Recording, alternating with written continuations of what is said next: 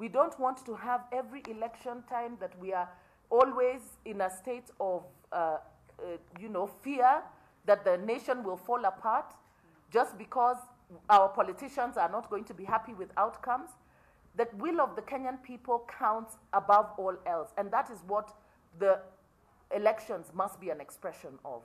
And so this is a discussion that we must have for the future, because if we don't secure our electoral process, if we don't have electoral justice, if you have electoral injustice, then you can be sure that if people are getting into office crookedly, then the same is going to be manifested in the way they govern. So we cannot continue to condone this as Kenyans.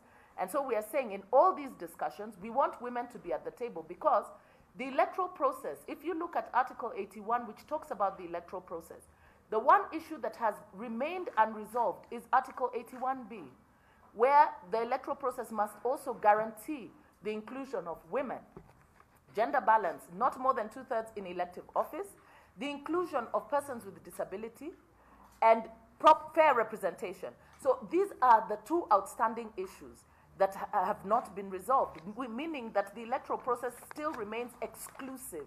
So we want a more inclusive, we must discuss, aside from how our elections are managed, we must discuss the issue of elections and inclusivity in representation. So we're saying that this must be a part of the dialogue, even as we talk about moving Kenya forward. You want to add something? Somebody wants to add something? I think I just need to have a view of the questions. Let me get her paper. Let me get your paper, Daisy, so that we can. Do we have another round of questions? Any more questions? Oh, no, I didn't write the questions. I just wrote my answers. No questions? Okay. Self-explanatory. So we are done. A copy of the signed statement will be distributed to you, and you are welcome to continue having breakfast. Thank you so much for coming. And to sign on to the statement, we appreciate that all the women here, all media women, because when we speak, we are speaking on behalf of the women, all women, including the women in the media. And men, you can sign on as support for the women's agenda. Yes, we want everybody to sign on, because these political discussions are always framed as though they are for the politicians. We are saying that this is dialogue that we must have as Kenyans. So it's about all of us. And that part of inclusion is about all of us. So you are also welcome to sign on. I think I would also like to just add a voice to this, and to say that as women of Kenya are, okay, musical chairs. Yeah.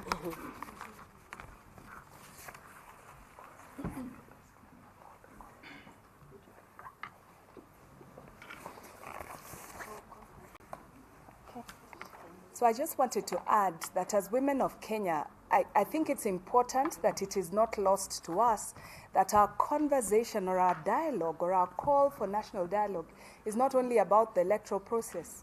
It's about all the issues that surround us as a nation. And also to reiterate that as women, our greatest desire is for a socially cohesive nation. We bear the brunt of social injustice. We bear the brunt of war. We bear the brunt of corruption. We bear the brunt of a lot of things. We end up the most disadvantaged. We, the children, and the aged, and the people living with disability. And so as we champion this, I think it's important that the nation knows that the women of Kenya are concerned about holding together socially in a way that is productive, in a way that is peaceful, in a way that is harmonious. And that is why we come out to state our position. Our position is not antagonistic in any form or measure. Our position is to move this country forward in a unified manner. Thank you.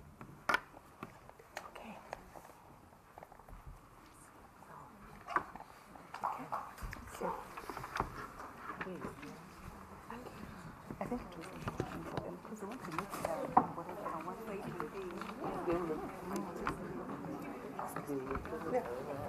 Right, that is a group of women talking about several issues. Key among them is the country's political situation and the gender role. And also they're talking about the appointments. You know, the cabinet is supposed to be appointed in a few days. It's been put on hold, but that is the information that we know, that the cabinet will be rejigged, sort of, and the women are already making their agenda known. So Daisy Amdanyu leading that press conference where Smriti Vidyarthi will be reporting live. She'll be telling us what else was said during that press conference when we were still off air. We'll be speaking to her shortly. But first, NASA leader Raila Odinga has bowed to pressure and called off plans to be sworn in as president tomorrow. Addressing members of the press, NASA principal Musalia Mudavadi said the decision was reached after intensive consultation, as Enoch Sikolia now reports.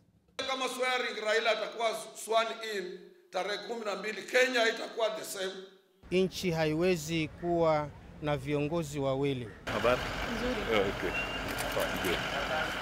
Fresh push from religious leaders, diplomats and NASA allies to have Raila Odinga call off the planned swearing-in has borne fruit. The swearing-in of Right Honorable Raila Amolo Odinga and His Excellency Stephen Kalonzo Musyoka as President and Deputy President of the Republic of Kenya, and the launch of the People's Assembly scheduled for Tuesday, 12th December, have been postponed to a later date. The opposition coalition had planned that Raila Odinga be sworn in as Kenya's 5th president during Jamhuri Day.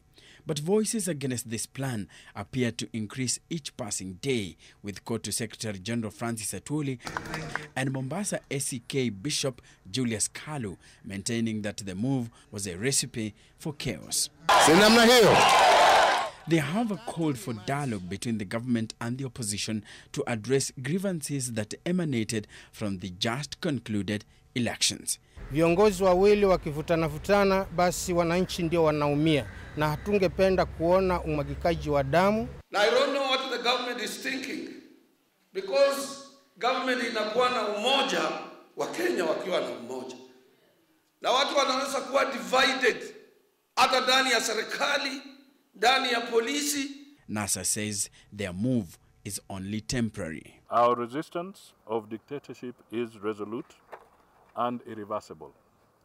We remind the NASA fraternity to maintain our civic and economic resistance. There are only two options: democracy or self-determination. The coalition had picked Mamangina grounds in Mombasa for the purpose of swearing in Odinga on Tuesday and had planned to make the announcement at 2 p.m. on Sunday. Ahead of Tuesday, lots of uncertainty had clouded preparations for the event, with the steering team unsure of whether to go ahead with the oath-taking, given the absence of Kalonzo Musyoka, Raila Odinga's running mate in the last elections. Reports had also intimated that the coalition leadership and affiliates remained divided, with some suggesting that their swearing-in be stopped. And with the diplomats and religious leaders pushing for talks between NASA and Jubilee, the Odinga team has its conditions for the talks. We wish to reiterate that any national dialogue must have electoral justice on the agenda. We are not interested in sharing illegitimate dictatorial power. On Saturday, President Uhuru Kenyatta said that he was not ready for talks on electoral reforms. Enoch Sikolia, NTV.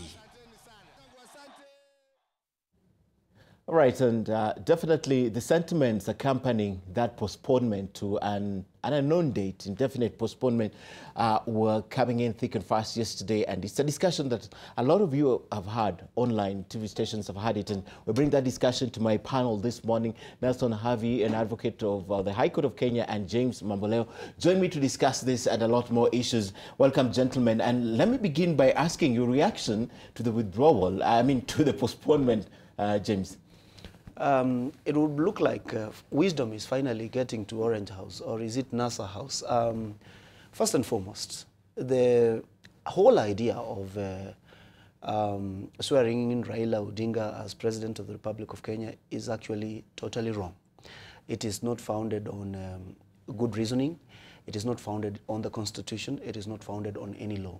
And so what I've always said is Raila Odinga and NASA have completely lost in the strategy to move their supporters forward, but they have to keep giving them some hope.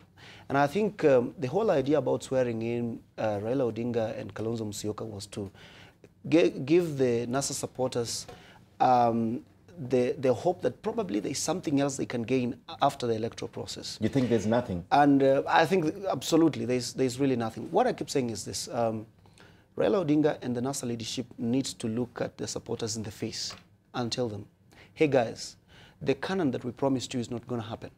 So we got to go back to our jobs, go back to our homes, and make our contribution to growing this country. Let us engage in a conversation that is practical, okay? There is now a government in power, and any other process of trying to establish a government other than by the constitution established is definitely going nowhere. Okay. And so what I think right now is that there is a problem in NASA itself, because right from the very beginning, the NASA coalition partners could not agree on an outrageous exercise such as that one of trying to swear in the Right Honorable Prime Minister. What do you mean they couldn't agree? I think they were very straight with this. They were going to do a swearing in. I mean, we have intelligence on what's going on inside. The NASA coalition partners, other than ODM, don't agree at all to that kind of direction. The international community has indicated to them, and you know... But what do you mean, and Musalia Mudavadi is the one who's been making these statements, Mambole? That is the statement he makes out here. But inside, we know what happens. They have believe on that cause. They have told the Right Honorable Prime Minister that this is not the way to go. It is wrong. It almost makes them fugitives, because that would amount to an unlawful act. Wiper and ANC at least are not comfortable with that swearing. And yet Musalia Mudavadi makes these statements. I'm wondering, Nelson. Now, I think Kenya needs to move to a situation whereby when a decision is made, it is received in the context in which it is made. Now, all Raila supporters must be made to understand that Raila, as the leader of their movement, is a better place to make the correct decision. And I think it's quite unfair on the part of anybody else to claim that Raila's decision is one made out of bowing out of cowardice or lack of reason. In my opinion, that decision is made out of a lot of courage, out of consultation, and bearing in mind many other considerations. So to that extent, therefore, it is incumbent upon Uhuru Kenyatta to recognize the fact that Raila Odinga has made a decision to postpone this event as an indicator that this is now the opportunity for Kenya to reconcile, make good where they have gone wrong. It's not an opportunity where the likes of my friends Mamboleo should start celebrating and say, look, our neighbors have been bereaved there, they have lost, so we can celebrate. No, we shouldn't do that. We should realize what brought us here.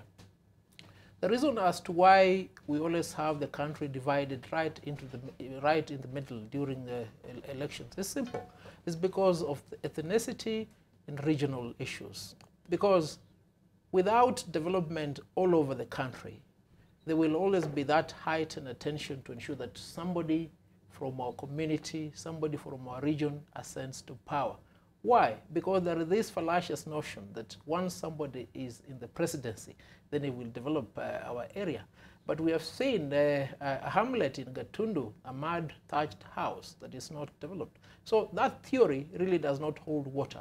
What is important right now is for us to see how best to manage elections for the president. And if you're to ask me, Ken, I will tell you without any fear of contradiction, I do not foresee the Supreme Court of Kenya in the near future ever invalidating the election of president. I think this court has become a waste of time. What we need to do is to look at what Ewan Kriegler recommended in his report. He said expedition should not be taken as a key consideration in determining the validity or otherwise of a presidential election. What should be core is verifying the facts. And this is not an issue that lawyers can do, because the training of lawyers is to support the side for which you've been instructed. So Mamboleo will come here and support the side for which he's been instructed. But we need electoral truth and justice. I'd like, now that the Supreme Court is, we're getting the full ruling later, I'd like to talk more about that and why you don't think it will ever invalidate an election, and Mamboleo will react to that also. But I want to know what you think by that withdrawal. You're saying we should take it with that context, that probably it's to reconsider, to give an opportunity for dialogue. But there's that school of thought like Mamboleo that believes that they don't have a plan post-12th. They didn't even have a plan pre-12th tomorrow. Do you agree?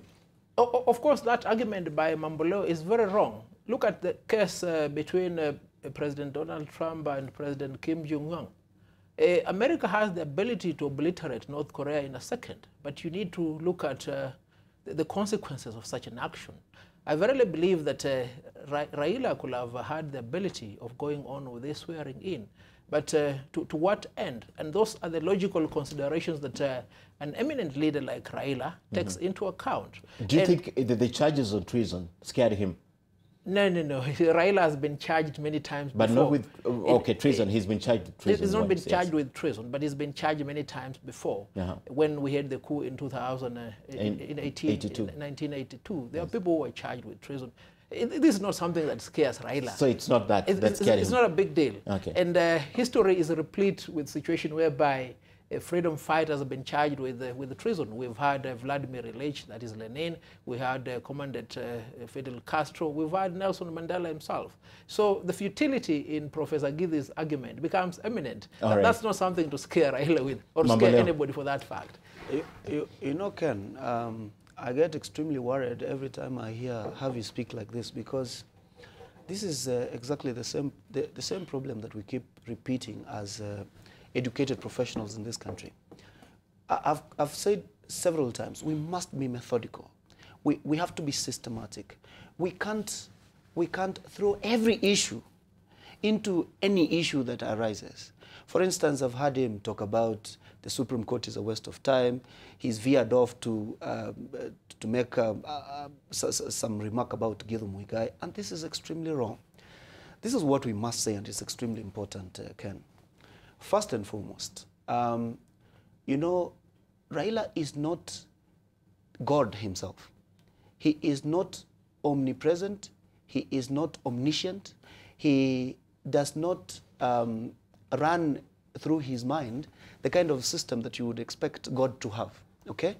So it is wrong on one side for my friend Harvey to say that, you know, when it comes to the reason why this swearing in was postponed, that, you know, we leave to Raila because... no, we leave to the explanation that we were given yesterday. Exactly. Yes. And then on the other hand, come back and tell us that, you know, when you raised the question about treason, that, you know, he's not scared about the treasonable charges because he's been charged before. That's double speak. On the one side, you seem to know how he would react to a situation, and on another one, you do not know. This is the situation that Raila is in. He knows that he has no place. He's taking the several followers who have been following him loyally, waiting for him to do something, not knowing that, of course, there is an article in the Constitution that says that any person who tries to establish a government, that is Article 3, Article 3 of the Constitution, that any person who tries to establish a government other than that government that has been established under this Constitution will be committing an unlawful act. And the implication of that is further expressed under Section 40 of the Penal Code. Politically speaking, we have gone through an exercise in which there has been a decision one way or the other on who has won that election. Okay? But why must it be one way or the other? It should only be one way, James. It can't be one way or the other. What do you mean? It can only be through the ballot. No, we have gone to the Supreme Court. This year alone, we have been to the Supreme Court twice. Twice, yes. All right? Yes. On the 1st of September, the Supreme Court, in its infinite wisdom, and it was lauded very heavily by the likes of Harvey here, that day he said, total wisdom has been expressed by the Supreme Court, you know. It nullified the election of the President of the Republic of Kenya. Yes. Okay? A few days later, I think 2 months later. 56 days later. 56 days later. Yes. It refuses to nullify the election Now you see Harvey saying it's a waste of time. But you see, it's not now, in contest. Uhuru Kenyatta won the election on 26. Absolutely. That is not in contention. Now this is what is important. Yes. This is what is important. The likes of Harvey here are the people who have misguided Raila Odinga. You know, just after that nullification, clever people around Raila Odinga advised him that, you know, let's find a way in which you and Uhuru Kenyatta alone are declared as the presidential contestants, okay? Not knowing that there had been another fellow called Kuru Okot, you know, who was also a candidate who had contested that election. And what happens? We get into a situation in which Raila Odinga is no longer able to stall the repeat presidential election. That's where the strategy collapsed. And anything that happens thereafter is just groping in the dark. Raila Odinga does not have any clear way forward for his supporters. In fact, what he's doing right now is what we call managing expectations. I mean, there are supporters of his who are even saying he's a sellout. But he's not. You need to sympathize with the man. He does not have any way he's going to take his supporters. But the supporters keep pushing him.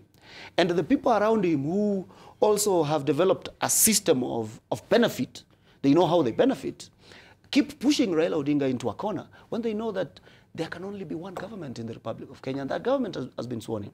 So this is what I want Raila Odinga to do. As a statesman who's contributed immensely to the democratization of this country, he needs to stop listening to people like Harvey. First and foremost, fire them.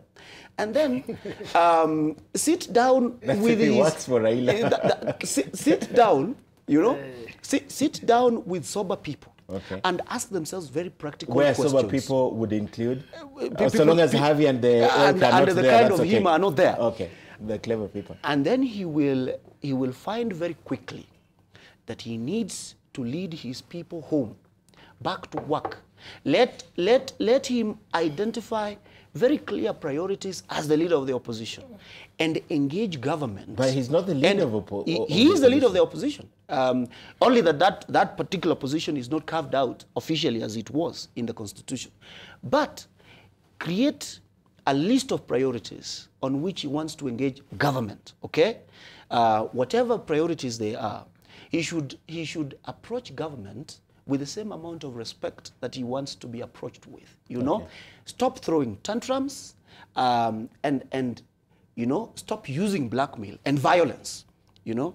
And talk to government in a mature, calm, and collected manner so that we have a conversation, Ken, which will deal with political, economic, and social issues that continue to affect this country. And divorce... You've left out electoral justice because that's what he wants to talk about. No, it's political. I've said political, social, and economic. And then, you know, create President Uhuru Kenyatta create said a methodical that Raila process. Odinga should speak to William Ruto in 2022. He's not going to engage in electoral reforms politics. Because Raila Odinga has only identified one issue for discussion, so if which is about elections. And Uhuru Kenyatta is right in telling him, elections are now over. I'm not going to be a candidate in the next election.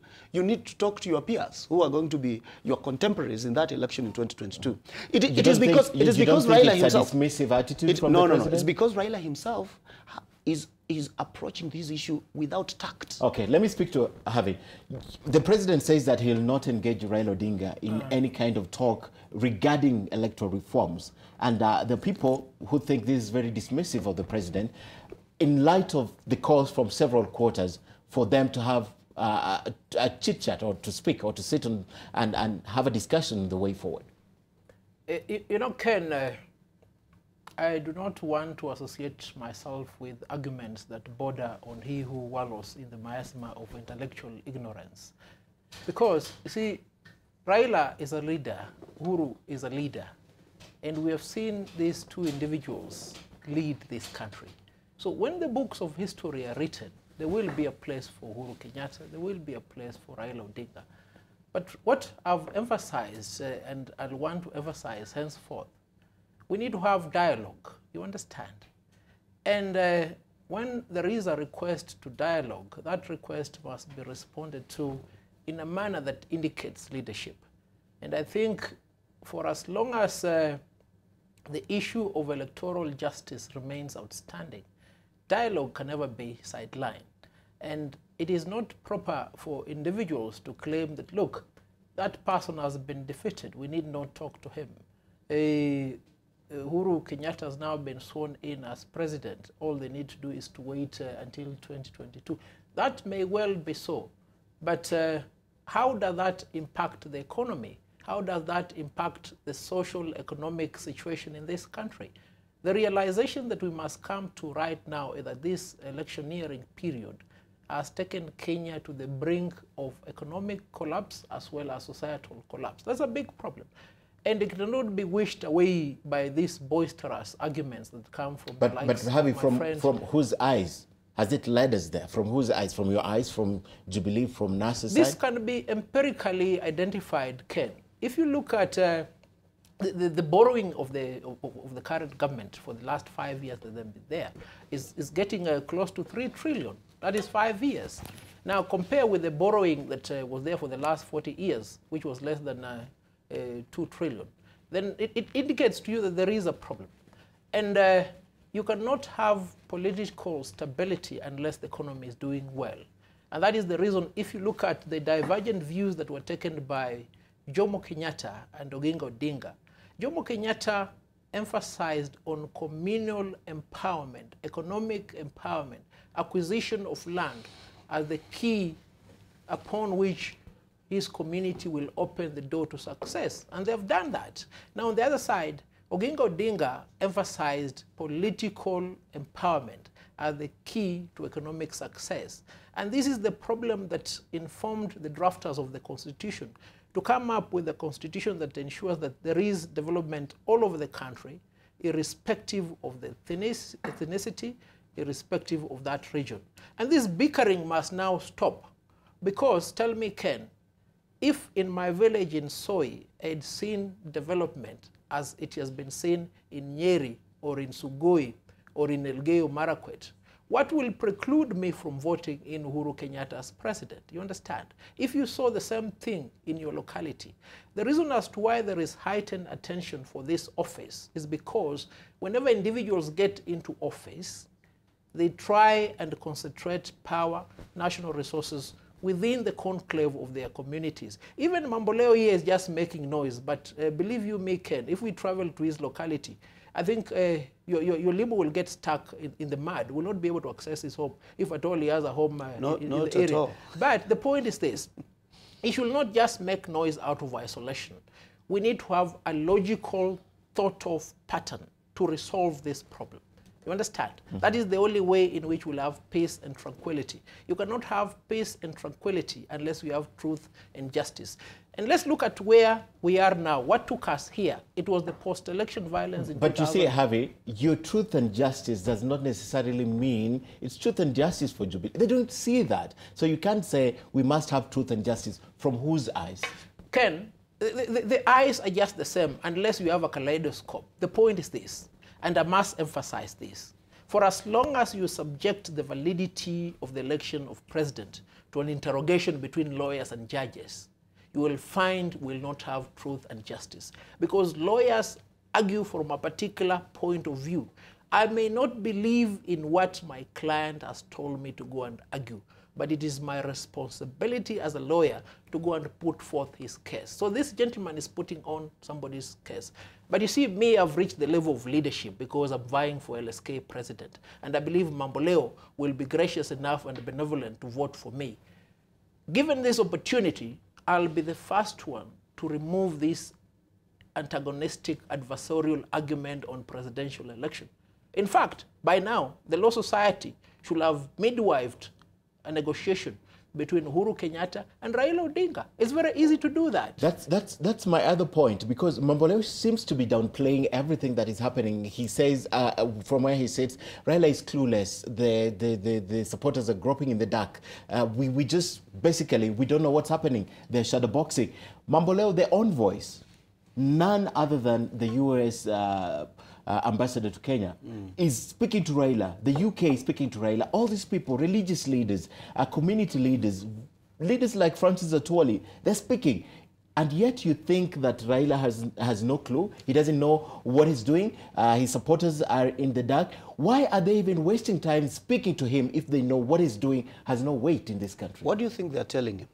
They're telling him to speak to Uhuru Kenyatta. They're telling him to postpone the swearing, and he did postpone. They are not telling him that he needs to speak to Uhuru Kenyatta. They are telling him, they are passing a very simple message, that, hey, Right Honorable former Prime Minister Raila Odinga, on this you are wrong, you know. What you're trying to do is exercise what we call the Samsonian option. You just want to bring the house down.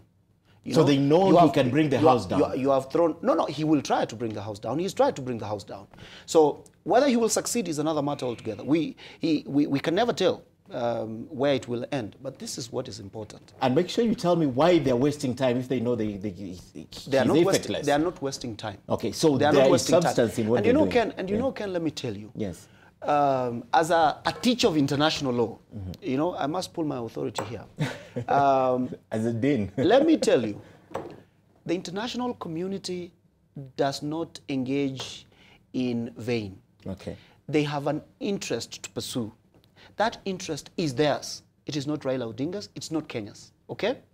Anytime they look at Kenya, they look at it in the lens of the interests that they have either in this region or in Kenya in particular. And so this is why I don't want us to muddy the waters by just pulling in every issue that you can possibly talk about at this particular moment. Nobody is against any dialogue of any sort.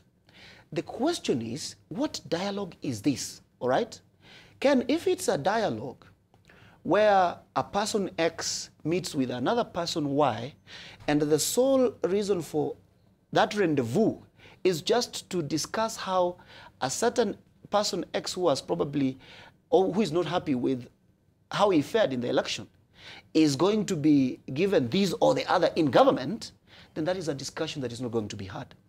But a discussion, a genuine discussion between the leader of the opposition or the NASA leadership and government on how to deal with the socio-economic and political challenges of this country is going to be welcome any day. Okay. And this conversation has many avenues through which it can happen.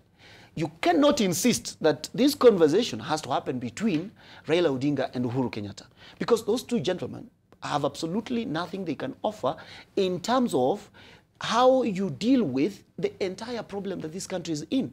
Those people can only give leadership. And we have said very many times, there's absolutely no problem in Raila Odinga meeting Uhuru Kenyatta to have a cup of coffee. Once they meet, then of course the rest of the work is going to be left with every other person who is charged with the responsibility of moving this country forward. But something which is very important, let nobody misunderstand what we are saying. We are not saying that dialogue is a problem. We are asking what sort of dialogue, okay? Then most importantly, this is what we also must tell Kenyans, you know. Article 1 of the Kenya Constitution expresses to us very clearly how the Kenyan people can exercise their authority. And it says they will exercise their authority in a certain manner and gives the institutions through which the people of Kenya can exercise that authority. There is this part of Article 1 that NASA has been falling back to, that you know Kenyans can also exercise their power indirectly, all right? Directly now. Or directly, yes. And the same constitution also reminds them that they cannot exercise that power in ways which are inconsistent with that constitution, okay? So let us read the whole of that constitution and not just bits of it. But if you go to Article 3 of the Constitution, it tells you without fear of contradiction that you cannot establish a government outside of the structures that have been given under that constitution. So for me today, Ken, I see this country as being in this particular sphere. Kenya is now implementing the medium term of Vision 2030. Under Vision 2030, we have various issues of priority that we need to deal with. Ken, I will tell you, Harvey does not know, for instance, that, you know, in this country today, 25% of GDP depends directly on agriculture. Another 25% of GDP depends indirectly on agriculture. okay? So that where you have 90%, for instance, of the rural population in Kenya employed in the agriculture sector, NASA should be telling us how best it thinks we can move agriculture forward into agro-processing, into manufacturing, value addition, and so on and so forth. Let them give us better ideas on how to run the country. NASA should be telling us how better we should improve our financial intermediation services, you know, would that be acceptable? Do you think if they give... Why not? It will be acceptable. Why not? NASA cannot only be telling us, you know, that we must win the election. Because the constitution they're trying to tell you also how to run a credible election. Why don't you accept that? NASA is not telling anyone how to run a credible election. NASA is telling the IEBC that you must run an election in which the outcome is us winning. Okay. You know, that's a different thing from telling IEBC that run a credible election. No, but they told IEBC a lot of things with due regard to what has going on. They told them how not to procure. They told them how to run. They've spoken a lot of things. Should be there. NASA should accept one thing. Yes. They are a coalition. Okay. Or they are a coalition of political parties. They are not the IEBC. Which is okay. There is a mandate that the IEBC has been given to run, and there is a contribution that NASA can make. There is not a single question, by the way, on electoral process that NASA has not litigated upon. All right. Cases upon cases. Okay. And the cases have led nowhere. Because the end result, according to NASA, was the anticipated end result, or the planned end result of all this was to stop the election. Now the election happened. I don't think it's entirely true that the cases have headed nowhere. But I'd like to talk about the political and legal question, because you brought in the Supreme Court and determining this with the finality and respecting the Constitution and the rest. Don't you think, and I'll begin with Harvey on this, but I really like your response. If Harvey, you'd allow me to talk to him first about this. Yes. You've spoken a lot about these legal processes. Yes. But where we are currently, if we were to sort out this as a legal problem, the Supreme Court should have rested this case by now. But it's still coming up. This is more of a political problem right now. It's no longer legal, right? Ken, let's put it very easily for a lot of people, including my friend Harvey, to understand. There is no one in this country who is right-thinking, who expects that the Supreme Court is going to settle political questions. So why did we have the Supreme Court can only determine legal questions. But of course, these legal questions surround economic, political, or social disputes, all right? Now, it is incumbent upon the parties that go to the Supreme Court, or any other court for that matter, to respect the outcome. And this is the problem we have with the leadership of NASA, that, you know, you cannot be flip-flopping on your responses to the decisions that come from the Supreme Court. On the one side, you say, okay, this is good, we agree with it. 2 months later, you're saying, we cannot agree with it, and the Supreme Court is a total waste of time. I don't think they said that. That is not the truth. I don't think they said that. That is not how to proceed. I don't even think they spoke about the Supreme Court. Harvey here is saying that, you know, the Supreme Court is a waste of time. Let me tell you something. Let me tell you something, okay. Ken, and this must be clear. When a court decides in your favor, it is a good court. When it decides in your disfavor, it still remains a good court. You may not agree, or you may not agree, you may not agree entirely with how it has ruled. But so long as you do not have any particular inkling as to how they reached that decision outside of legal process, then you should lead your supporters very, very accurately by telling them we must respect the Supreme Court. You can't go around saying, you know, the Supreme Court was blackmailed, the Supreme Court is now a waste of time, and so on. We sympathize with the Supreme Court. We sympathize with the... That is wrong. Okay. So right now, what this country should do is this. But you don't think the Supreme Court was blackmailed? It wasn't. When you say we shall revisit... No, it wasn't. When you call it... No, it wasn't. When it nullified the election, who blackmailed it? So this is the important question. Now? Yeah, but as a last point on that issue. Yes. Mamboleo, you need to allow the president to speak also. Absolutely. The president will speak. This man, every time he speaks, he risks losing my vote. But anyway, that is another discussion. So this is what we must say, Ken. The NASA leadership has a responsibility to look its supporters in the face and tell them, gentlemen and ladies, you know, we might have expected this, but we didn't get it. Okay. Let's go back and follow another route. Harvey, the legal versus the political question. This cannot be settled. It's no longer a legal question. Whether we quote the Constitution, the Penal Code and the rest, we're just wasting time. This is now political and it has to be settled politically. Exactly. And that is why I said the Supreme Court is a waste of time. And this must be seen in this context. The Supreme Court can only interrogate and give a decision on legal issues. But you see, the election of president is not entirely a legal process. It's an empirical, mathematical exercise where you're able to evaluate, look at the numbers, and determine who has won. Now, you see, the problem with most lawyers, I'll tell you without any fear of contradiction, they really have a problem with mathematics, accounting. Well, I don't suffer that problem because I excelled in all these subjects, so I'm quite competent to tell you this. There are key structures that were set up after the 2008 post-election debacle. Now, Ewan Kriegler recommended a two-tier step towards the resolution of electoral disputes insofar as they relate to the election of the president. One, he recommended a tribunal to ascertain the authenticity of the results from an empirical point of view. And then, secondly, he recommended a judicial process to examine the legal issues. You understand? Now, look at the first petition that was heard by the Supreme Court. The Supreme Court had to refer this issue to experts.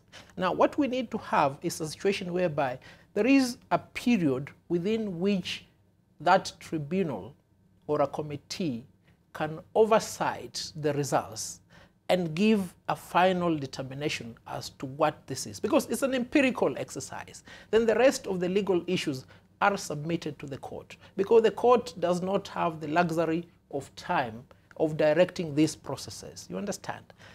And it is to that extent that it must be seen that there may be a waste of time if you do this exercise by leaving all of it to the Supreme Court. And why do I say so? Because the election of president is a very expensive enterprise. We spend a lot of money. The invalidation of the election of Uhuru Kenyatta was not received very well, and for good reason, because it punctured the economy, you understand? It interfered with the tranquility and peace of the nation. Much as those affiliated to NASA were happy with that outcome, the reality of the matter is it was not conducive to the economic environment. It was not conducive to peace and stability. And then we go to another electoral process. Monies are spent. Time is spent. It's a waste of time. And it's to that extent that my argument must be seen. It's not a boisterous argument like my colleague may want to belittle it. It's something that must be taken into account. And I speak with a lot of authority because I have participated in many elections. And I can tell you, Ken, I've even won election petitions when, for a fact, you know, things are not supposed to have been done in that particular way. Reason being, the court will give a determination based on the law and how somebody is able to convince the court as to what facts are. Those facts may not entirely be correct. And for as long as we have these outstanding issues, and then the second issue that came out of 2008 was this: Truth, Justice and Reconciliation Commission. Of all the reports that emanated out of the post-election violence, this is one that has not been implemented. Why has it not been implemented? Because the people who shoulder the highest responsibility of historical injustices happen to be in power. And they may be across the divide. They may be in NASA, they may be in Jubilee. And those are the things that we need to settle, because the Constitution is quite clear. We should not have any ethnic community, any region discriminated in national development. And there is need to implement the Truth, Justice and Reconciliation Commission's report so that we'll have economic development all over the country without discrimination. We should not have a situation whereby 2 months to the election, now presidential candidates rush to areas that are not ordinarily their territories and say, we want to launch this project. I mean, it's deceitful. It betrays the commitment of he whosoever is in power for whatever period that he's been in power, to demonstrate that actually he has had the interest of the entire country. And I want to beseech the Kenyan nation to do this. You must listen to both Uhuru Kenyatta and you must listen to Raila Odinga. These two individuals should not be belittled. You understand? They must be given the respect they deserve.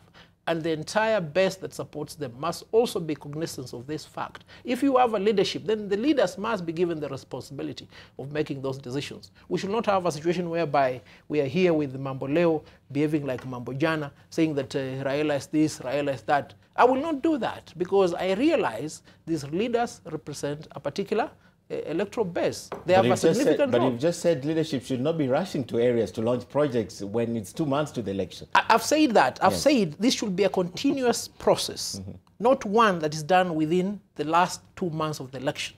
You understand? For instance, if right now they have assumed power, development must start now. Process, yes. You understand? So that come 2022 when we're going for an election, you don't start launching projects. But it's the same thing. You saying what Mamboleo should say. Yep, I need to take a break, Mamboleo, so I'll give you a brief response.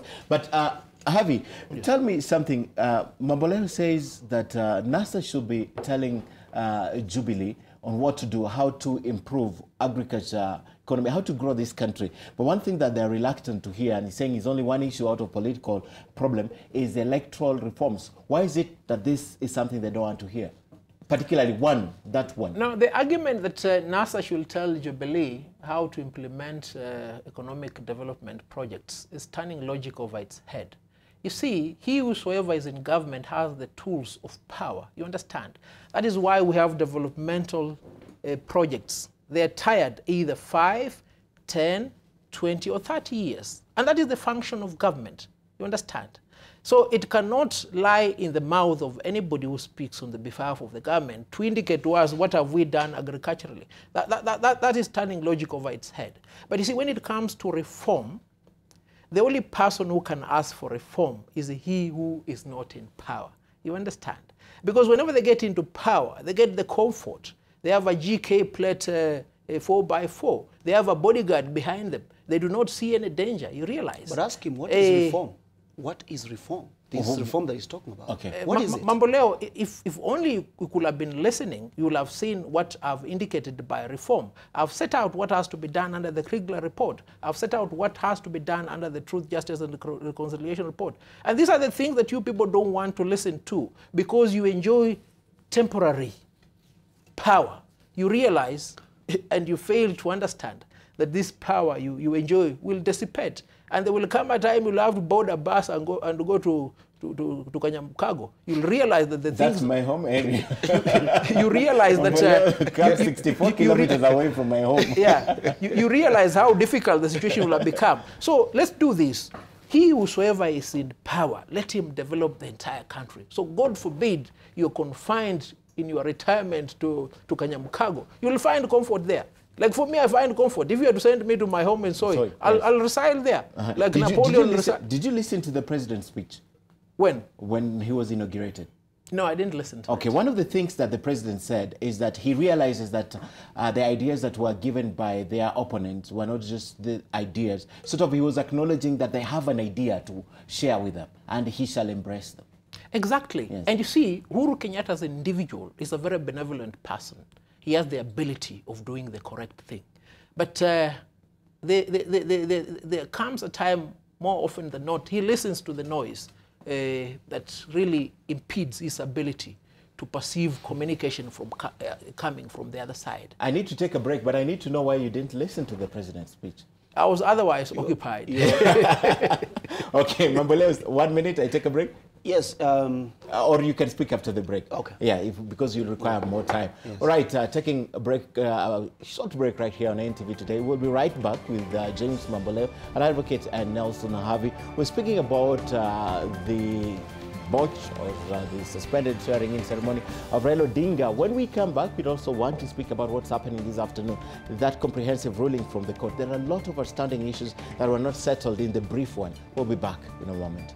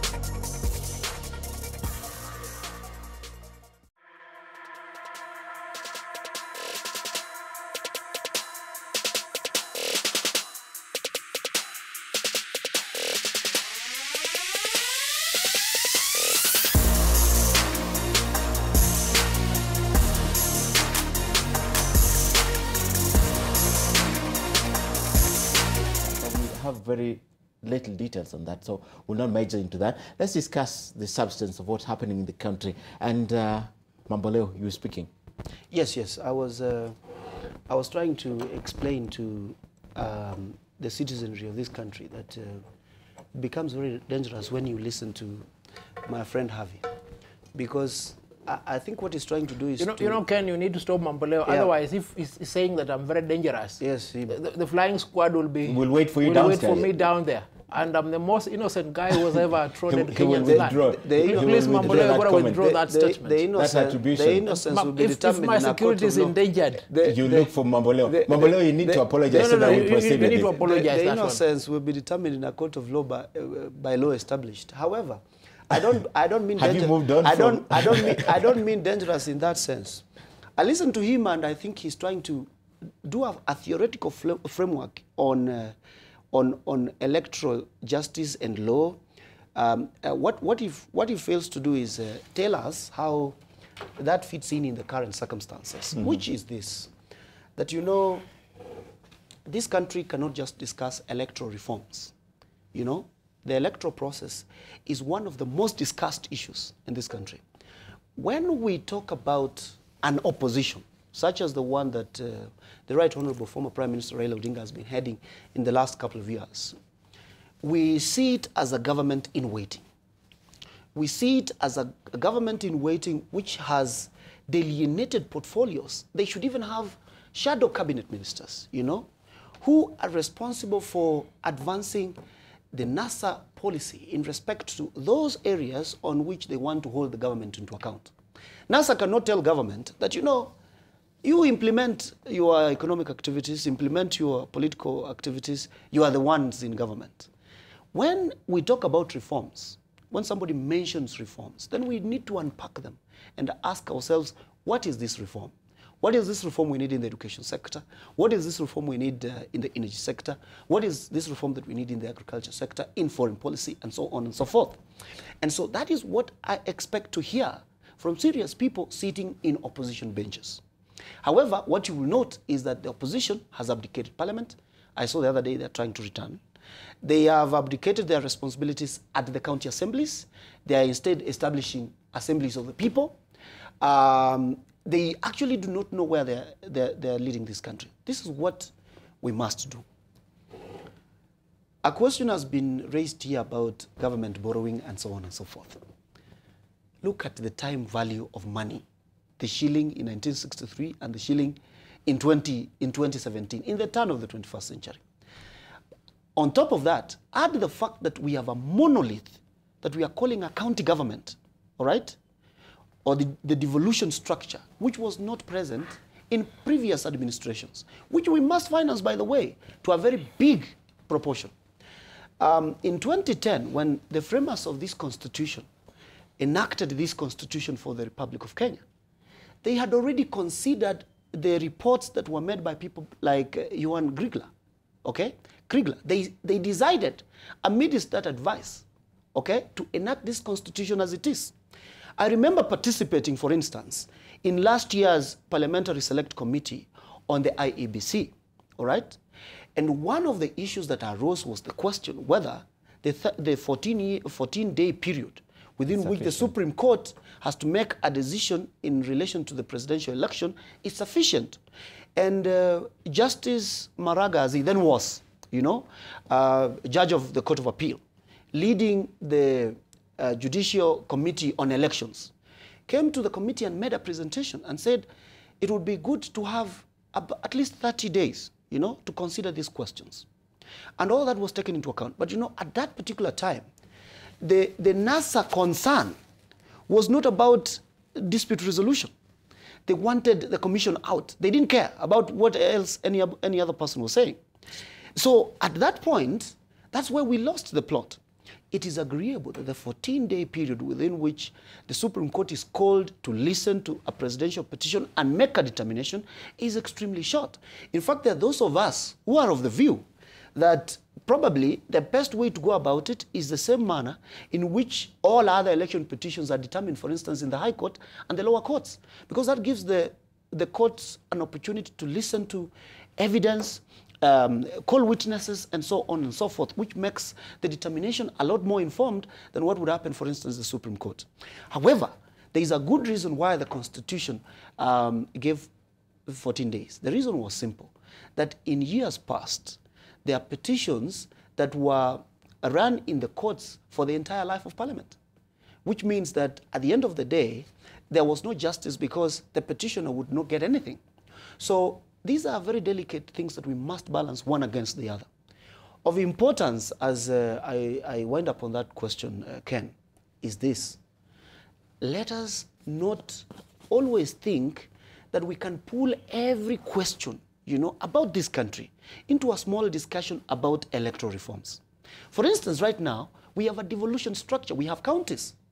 And I can tell you, there are serious questions that have been raised in relation to how NASA counties or counties that are run by NASA are running themselves. Okay? In terms of? In terms of management, in terms of corruption, and so on and so forth. But corruption, and if you look at the corruption report, it cuts across. Yes.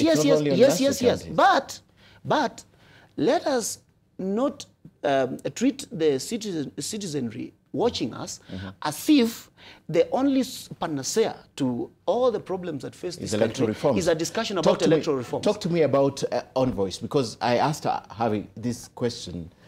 Why is it that you're looking at this very simple, in a simplistic manner? You don't seem to think that there's weight, and yet envoys, religious leaders, community leaders are speaking to Raila about this. Why? I know you had mentioned something, but I want now a final answer on this. Why don't you think it's something that holds a lot of water to this country right now? Envoys have an interest in this country. Their countries, the countries that have sent them have an interest in this country. That one you've answered. What I want you to tell me is, why don't you think that they have something substantial in terms of what Raila is saying? Is it about Raila? Is it about their interest, finally? This is what envoys are telling Raila. Okay. They're telling Raila Odinga that you are an elder statesman, okay? That the direction you are moving is wrong, okay? You might have your grievance. You are justified to do so. All right? Okay. But there are structures within the Constitution through which you can pursue the resolution of those grievances. They're not telling him to accept and move on? No. They're telling him, hey, you have a point you want to make, but you don't want to fall into what we call licentiousness. That, because I feel aggrieved, it means that I can do anything. Because whatever I do is going to justify the end. Okay. This is what is important. Envoys are speaking to the NASA leadership, and they are telling them that the best way to try and resolve the Kenyan crisis that you have created is by encouraging a process in which, if any conversation is had, it's going to be a conversation without preconditions. Okay. It's going to be a conversation which respects the other side. NASA comes to press conferences and they speak that Kenyans have said. It's as if the other part that does not subscribe to NASA leadership is not Kenya. All right. This is something very important. Okay. Respect the other section that doesn't support you. Please go sit down and create a raft of issues that we need to put on the table, and then suggest how you want to address some of these issues. Then the other side is going to listen. But if you want to blackmail, send people to violence, that is not going to happen. All right, and Javi, you respond to that briefly. Why is it that the same envoys are not concerned with what's happening, at the risk of repeating what Raila said about them not speaking about the injustices, the brutality? Why are they not speaking about the same? That's not in their interest? The envoys are telling, because that's where the problem lies. It's a question of tact. The NASA leadership is employing wrong strategy, okay? You know what? The first thing they want to do is attract international attention. Paint the picture that Kenya is burning, all right? And when they have done that, expect the international community to come in and put pressure or pile pressure on government to have a discussion with NASA over a problem that NASA has deliberately created. That's the reason why they're telling them, the first place to stop that violence is for you as NASA leadership to do the right thing. If you want to hold a demonstration, hold a demonstration. Not a riot, If you want to exercise your rights under the Constitution in settling the grievances you might have, do it properly in accordance with the law. Okay, Harvey. Yes. They're saying everything except things that matter nationally. The police brutality. Even yesterday was the World International Human Rights Day. And the Human Rights Organization went hard on this and spoke about this, said we'll release a consolidated report in due time that will detail from the party primaries to the election on the 8th, to the election on the 26th, and post-election on the 26th. And yet the envoys on the other side, they're quiet about all this. And yet that is the most important thing for the country. You know, the argument that my colleague brings here is one that can only be entertained by those who suffer mediocre anxiety. Because on what basis will he be able to know what the envoys are saying, what the envoys are planning?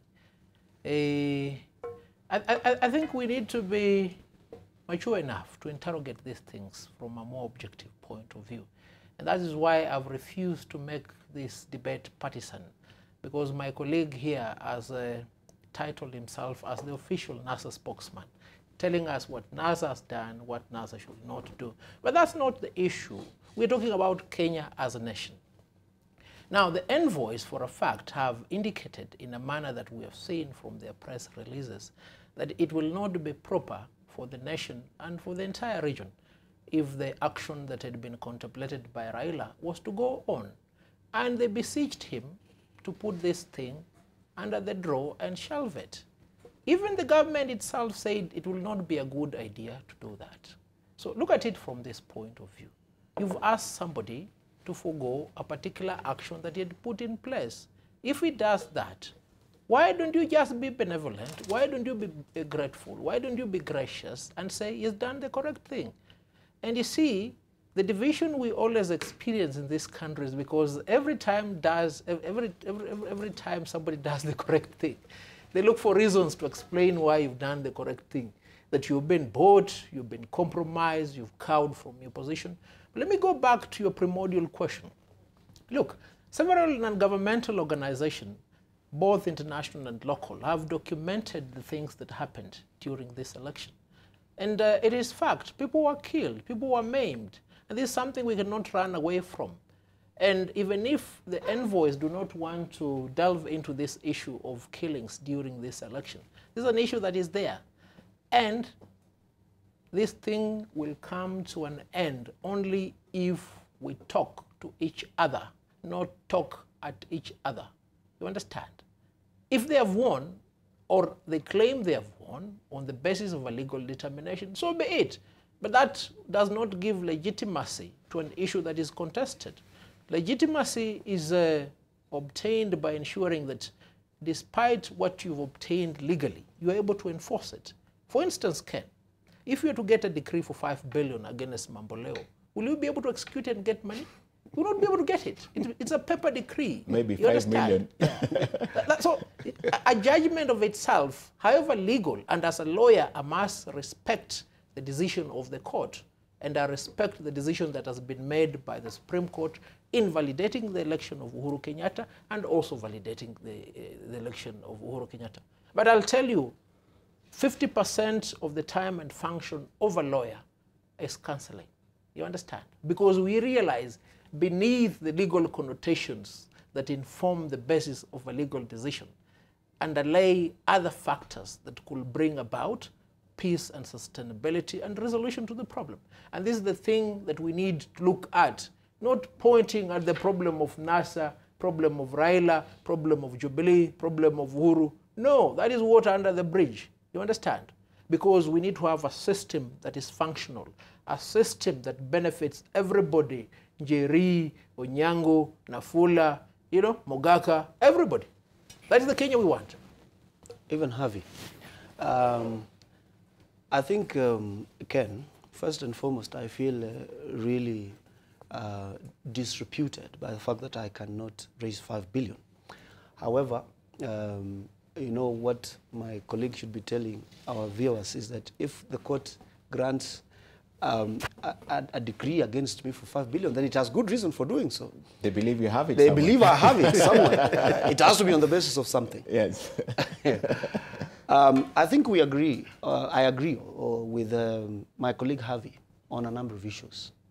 And the truth of the matter is, you know, the government is already en route towards delivering what it promised Kenyans it should do, all right? And as I said earlier, I see the opposition as having an important role to play in the delivery of services to Mwananchi, including justice, okay? The opposition needs to always tell us what the better alternative with respect to every docket should be if they think that government is not doing it properly. But would you listen to them? Or it doesn't matter? We don't have to listen to them. Yeah, Their role is to... Then why do you expect We don't something have to listen. Government does not have to listen to them.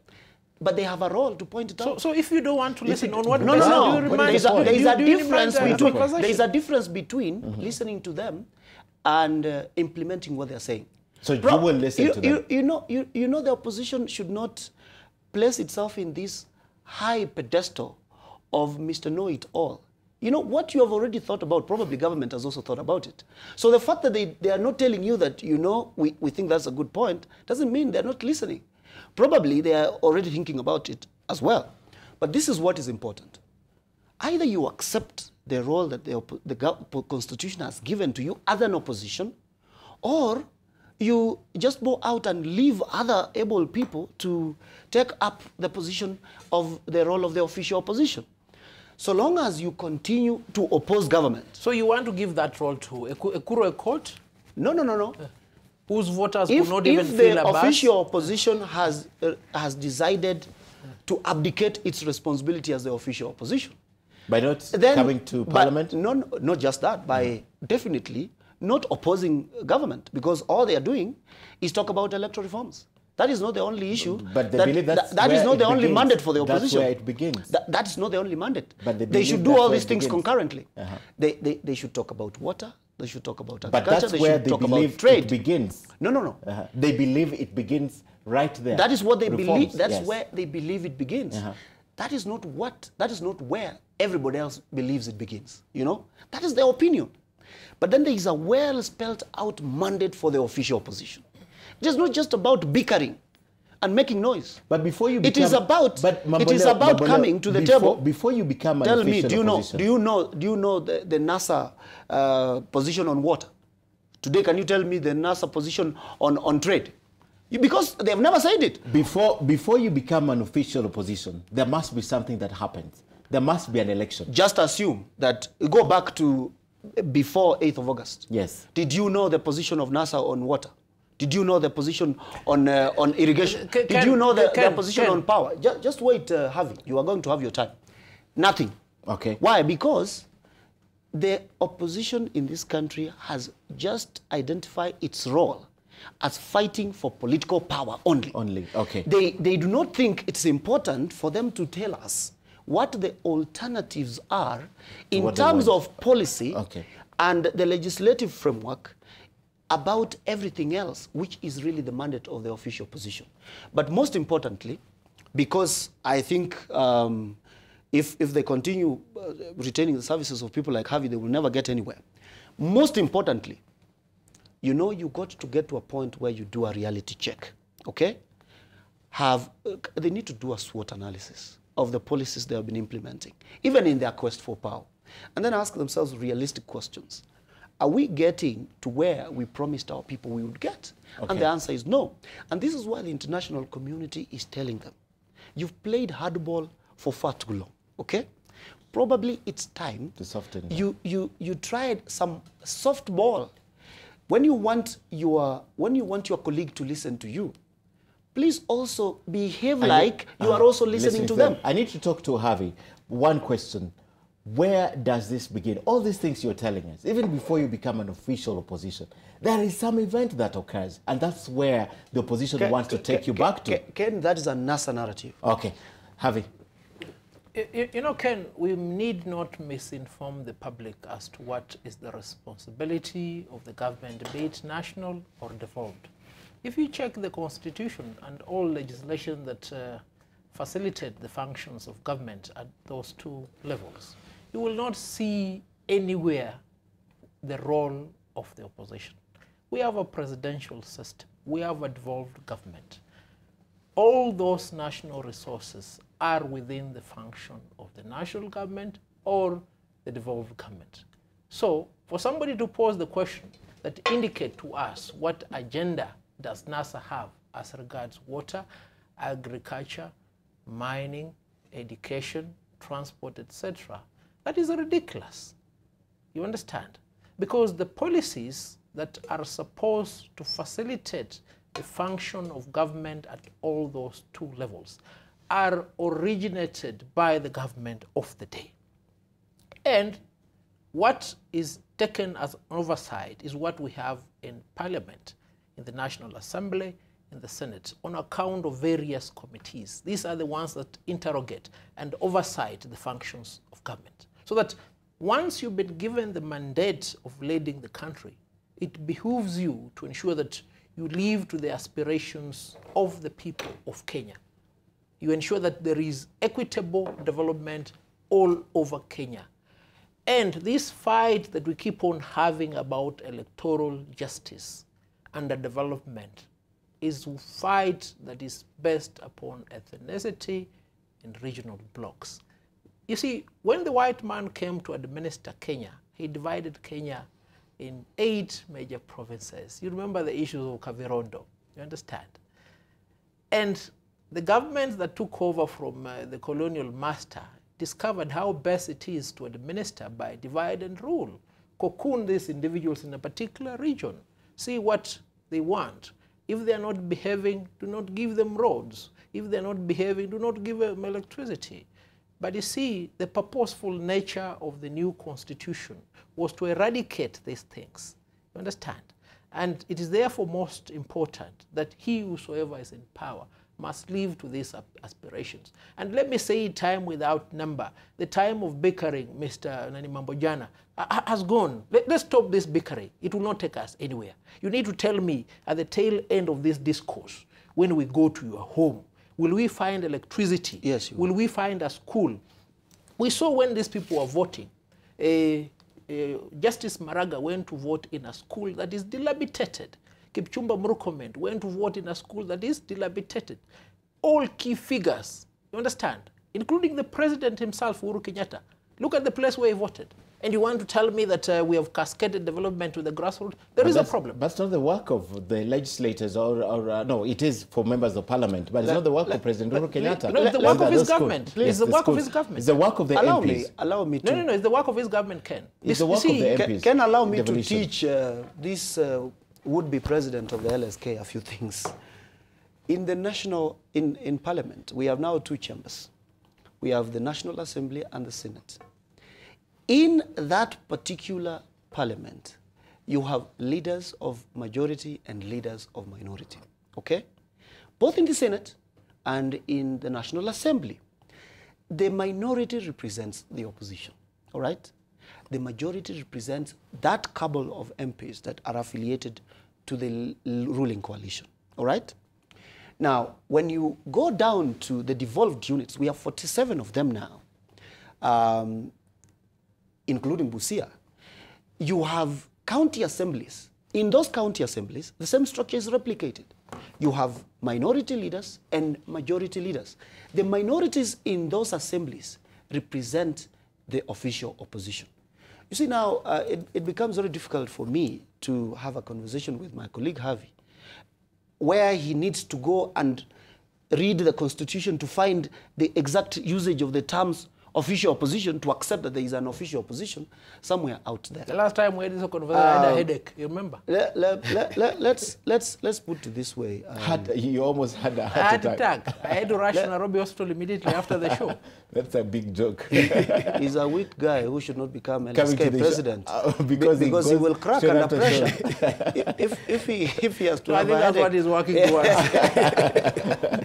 So, Ken, you know, I don't know what to tell Kenyans, but say this, you know, that it's important to accept that the Constitution has a very elaborate mechanism to deal with almost every question you can fathom.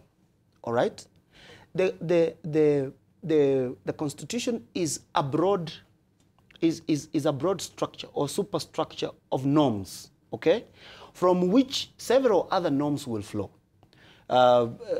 You would know the Constitution is what we call a Grundnorm, you know, from which all other norms will derive their validity within the legal system. So this is Kenyans don't understand Grundnorms. Just Speak wait, simple English. just wait, you know. Harvey.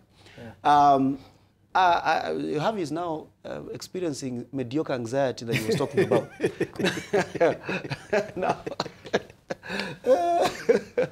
So this is what is important, Ken. The opposition has a responsibility, and I will say this times without number. It has a very important responsibility. It is not just criticism. It is criticism, or it's supposed to be criticism with alternatives, okay? And you know, it is not just about electoral reforms. You know, you asked him a very simple question. Where do all these things begin? He says the opposition does not have any definition in the Constitution, but he thinks the opposition should oppose government about electoral reforms. So if the opposition doesn't have any defined role, why is it sticking to electoral reforms? It's because it has chosen to stick to electoral reforms. Okay. Let the Kenyan opposition begin to man up and take responsibility. Do you know why they keep talking about electoral reforms? Because that is what is music to them. Because theirs is about quest to power. Okay. Which is okay, by the way, which is totally legitimate. Only that, let me tell you by the way, Ken, there is nothing wrong with Raila Odinga and the NASA leadership giving themselves for consideration for leadership of this country. It is extremely exciting to have them. It is extremely important. It is their right. It is enshrined in the Constitution. What they should know is that when you offer yourself for a job, you might get it or you might not get it. Okay. Right now, there are people who believe they are very well suited, for instance, for the position of cabinet secretary. They might not get it. When they don't get it, all right, they should not behave as if Kenya is going to stop, because it is only them who must be in those positions for Kenya to move forward. All right, gentlemen, very comprehensive indeed. Let's take a few minutes and talk about what's happening this afternoon at the Supreme Court. Now, the Supreme Court upheld the re-election of President Uhuru Kenyatta in the October 26th repeat election, the 20th of November. Now, the bench unanimously dismissed the two petitions seeking to overturn the repeat election on lack of merit. For Chief Justice David Maraga, there was no philosophical prologue to the judgment as it was in September, just a precise summary of what was this time a single finding of all of the 6 judges. Having carefully considered the above issues, the specific prayers in each petition, as well as the Constitution and the applicable laws, the court has unanimously determined that the petitions are not merited. The bench said the petitions failed to show the flaws that would warrant the nullification of the election for the second time. As a consequence, the presidential election of the 26th October is hereby upheld, as is the election of the third respondent. The judges said they will have to give their reasons why they disregarded the issues raised in the petitions at a later date due to time constraints, even though during the hearing they had faulted the petitioners' preparedness to make their case. The two petitions challenging the validity of the October 26th fresh presidential election had been consolidated into one and heard within 2 days. In the first one by former Kilome MP Haron Mwau, the court was to determine whether the IEBC was required to conduct a fresh nomination of presidential candidates after the Supreme Court invalidated the August election, and whether the IEBC was guilty of non-compliance with the Supreme Court's order to conduct the election in strict compliance with the Constitution and the law. The other petition by Njonjo Mue and Khelef Khalifa questioned the effect of NASA leader Raila Odinga's withdrawal from the race, whether the results were valid given the presidential election did not take place in all constituencies, and whether the IEBC strictly complied with the law in their conduct of the repeat election.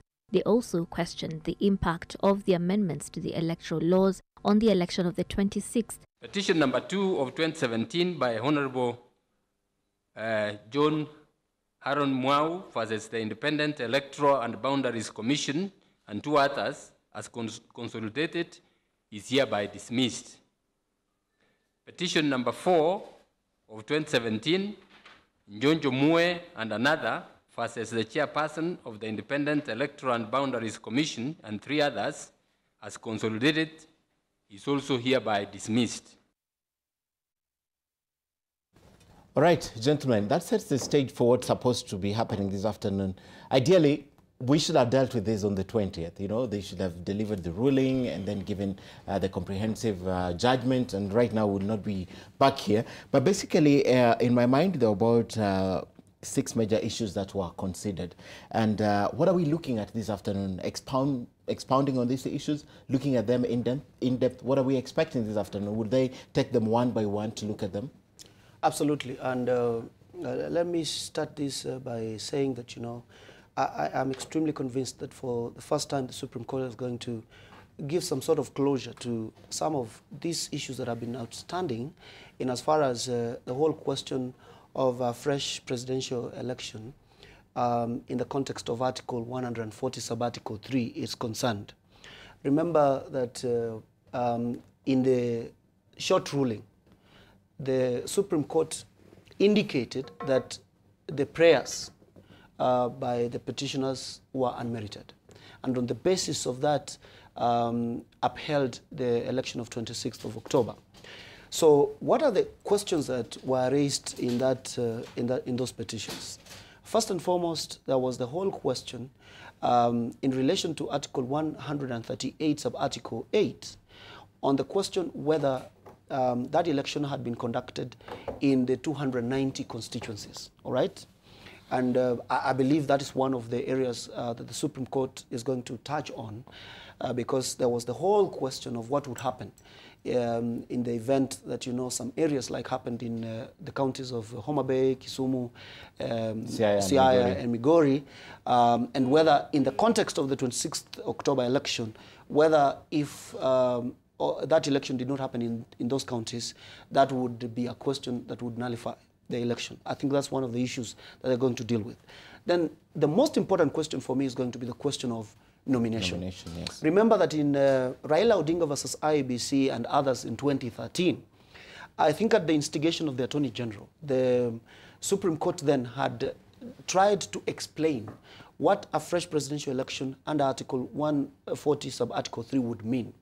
And you remember between paragraphs 290 to 294 of that particular decision, they tried to explain what would happen where one candidate or a couple of candidates contested the election of the president-elect and not others. And they seem to be saying that, you know, the only candidates that would be candidates in the ensuing fresh presidential election would only be those candidates who had contested the election and not the others, all right? Which for some of us has been what we consider a wrong view of things. Because there are those of us who believe that the fresh presidential election that is anticipated or contemplated under Article 140 Sub-Article 3 is an entirely fresh election. Now, reading this together with the Justice Mativo ruling, in which he said, you know, that this is a fresh election, nominations should actually be conducted. Only that in this particular case, those nominations wouldn't have time to be conducted for the fresh presidential election to be held on 26th. So those are some of the issues surrounding nominations, in which we expect the court to give some clarification, to set really the record straight on what the law in respect to that particular issue is. All right, Harvey, what sticks out for you? And I'm looking at the withdrawal of one candidate. This is something that they are going to delve into. But the net effect is that whatever the finding is, the election has been nullified. So I'm just looking at what will stick out for you. Upheld. Yes. I mean, I'm just looking at what will come out of this ruling, especially on the nomination. If they agree with the nomination, if they talk about the withdrawal of a candidate, the effect, net effect of the amendments to the electoral laws, what sticks out for you? Let's start with the plea that was put forth by Honorable Haron Mwau. Mwau's case was that there can never be a presidential election unless it is one that is preceded with nominations in any event or in the event that that election is going as a result of a court order. Now, there is profound merit in this argument. Reason being, whenever there has been a by-election subsequent to the invalidation of an election of members of the National Assembly, the Senate, or a governor, what follows is that there is a by-election that is held, and it's preceded by nomination. Now, the Constitution indicates that a presidential election shall commence with nomination. So too the Elections Act. But there is no mention in the Constitution, the Act or the regulation, as to whether there should be nominations as soon as an election is one to be held after the invalidation. Now, therein lies the mischief. The Supreme Court is likely to rely upon that lacuna and say this was an election that was directed by the court. So for that reason, there was no need for nomination. And I think that is a very precarious cause because it indicates there was a failing on the part of the drafters of the Constitution to make provision for this. Because look at it from this perspective. Raila Odinga had been nominated by ODM. They were to run together with Kalonzo Musyoka. Now, when they decided to withdraw, don't you think it is only proper that the nominating people who constitute the voter base should have been given an opportunity to see if Raila does not want to run, can't we nominate somebody else?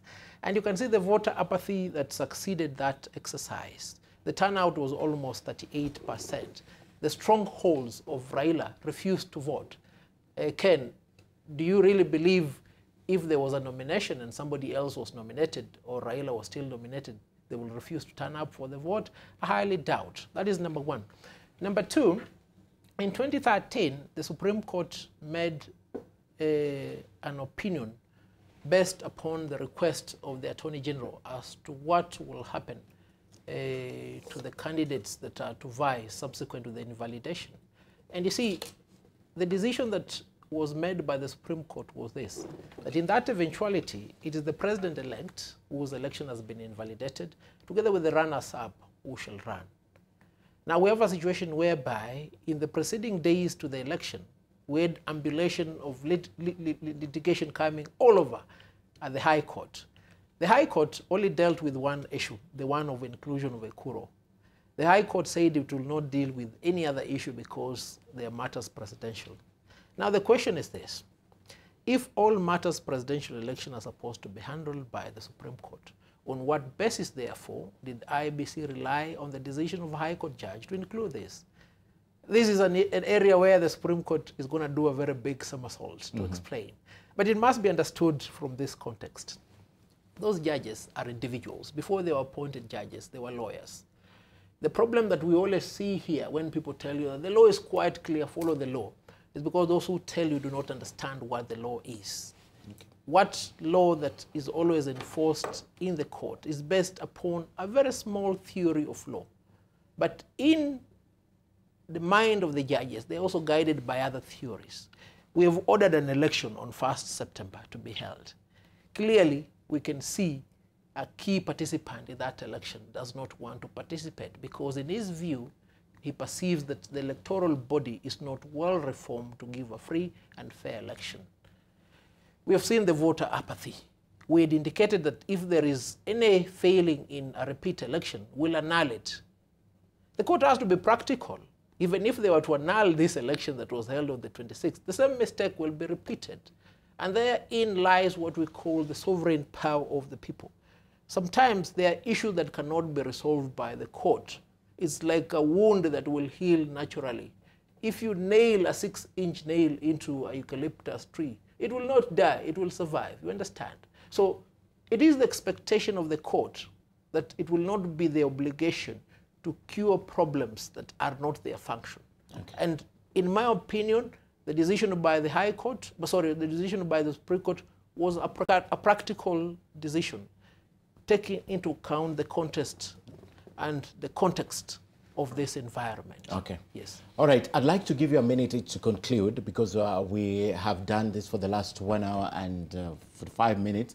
But let me go to Kisumu and get some reactions about the decision by NASA to postpone tomorrow's swearing-in ceremony. And we're now joined live by our reporter on the ground, Oko Kusa, with some of the reactions. So, Oko, what are the people of Kisumu saying about this decision?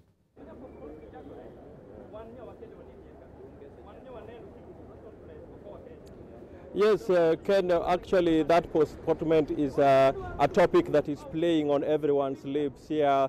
Since yesterday, the street is abuzz with a lot of mixed reactions from residents, some feeling that they are kind of disappointed that the NASA leader actually decided to pull that move. Others also think that they need to give Raila more time so that he will come out and explain to them categorically why he took that particular decision. So there's a lot of mixed reactions down here in Kisumu, and maybe just to bring in a few of the residents here to sample their views regarding this particular issue. There's a gentleman here who has agreed to share with us his views, and let's just start by introducing yourself. Tell us, what is your name?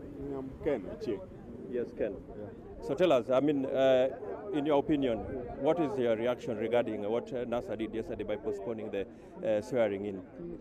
I want to say reason has prevailed. Hiyo ingine ilikuwa siasa. ODM had hyped their supporters way above. In the heat of campaigning, way above the realities of politics.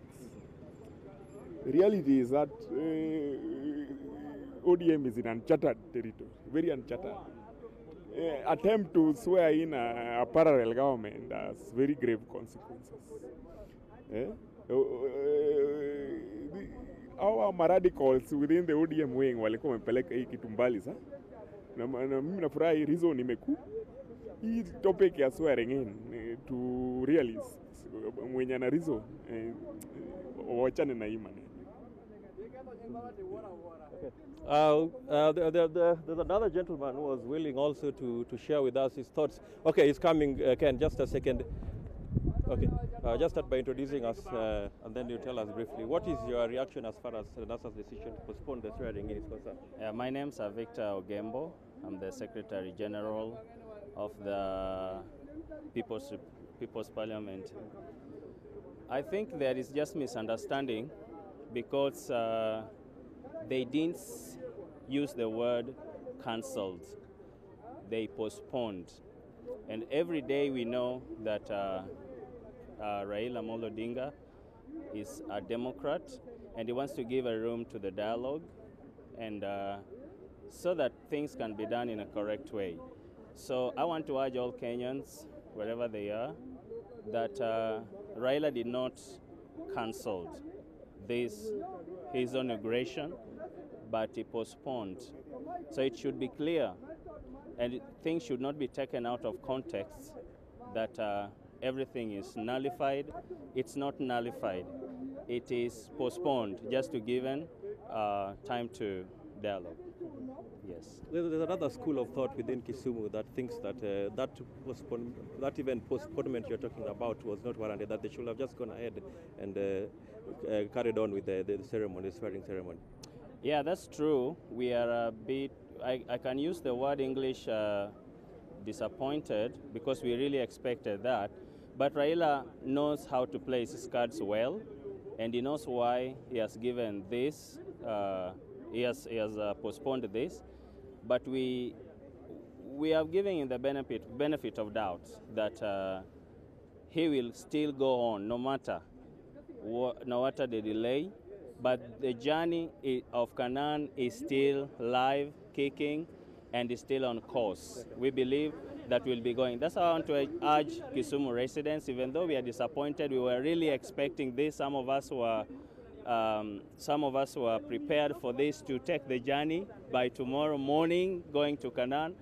But it has been halted a bit, but we still hope and trust that the Aluta still continues. Yes.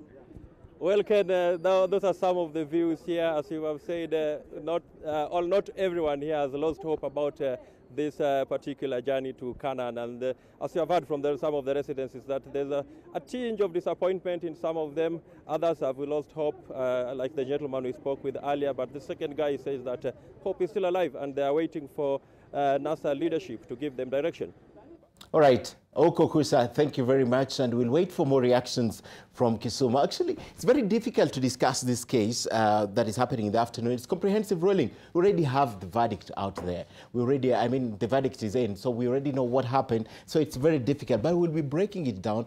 Mamboleo will be back in the afternoon to discuss that ruling once it's done, but Nelson Harvey has a case and he'll not be here. But gentlemen, I now have to shorten it to 30 seconds just to conclude. And Harvey, as you conclude, I know you're running for LSK president, so I think it's an opportune time.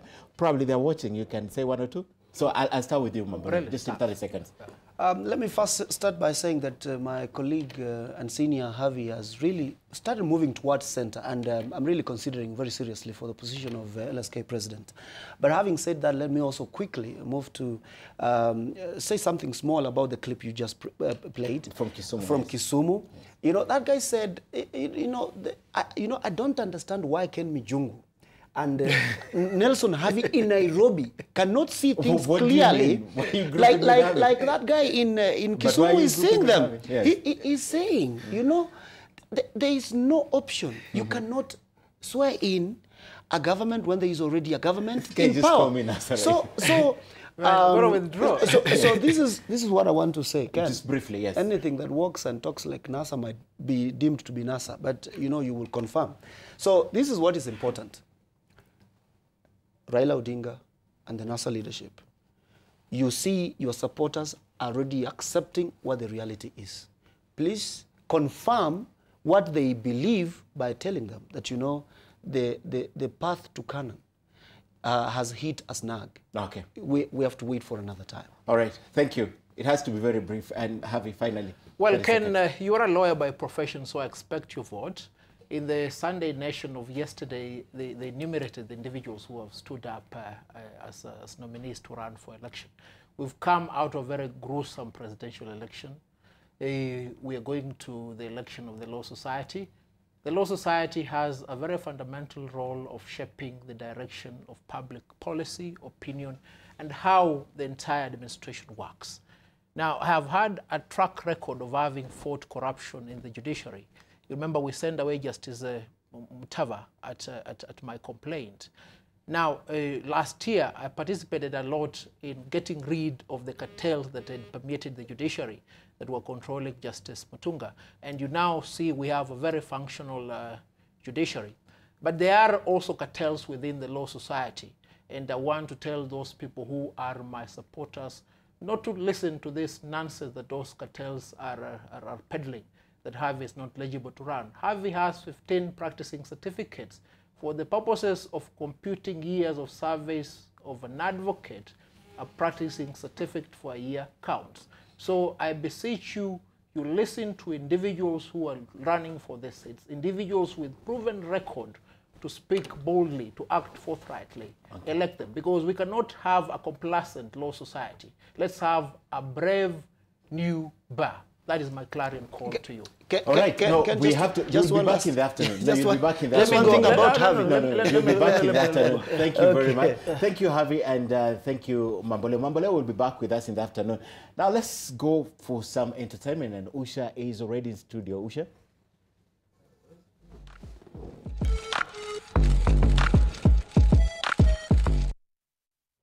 Right, Ken, a lot happening on the entertainment scene. Of course, we always do start local, and this time it will be about updating your music playlist.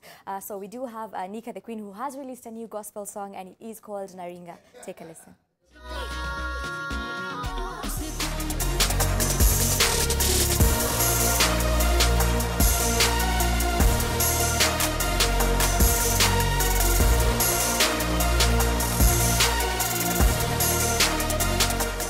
On the music industry, but moving a bit further afield, of course, to the international segment. We also have James Arthur, who came out with a new song. It's called Naked. Now, the title is misleading, of course, what he means, and he says naked is bearing your soul.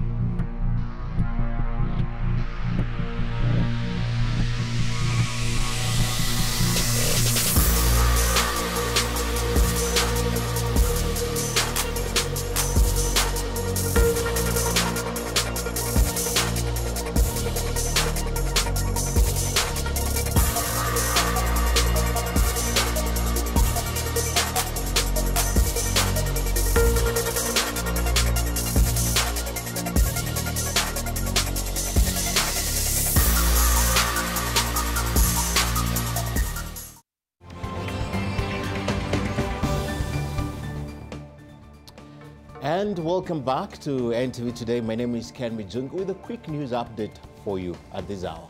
Now, there is a calculated and sustained effort to exclude women participation and erode women's rights and the hard-won gains enshrined in the Constitution, and that's according to the Kenya Women's Consultative Forum. On the Kenya political situation, they say they are deeply concerned with the undermining of the principle of separation of power of the executive, judiciary and legislature, and are calling for action.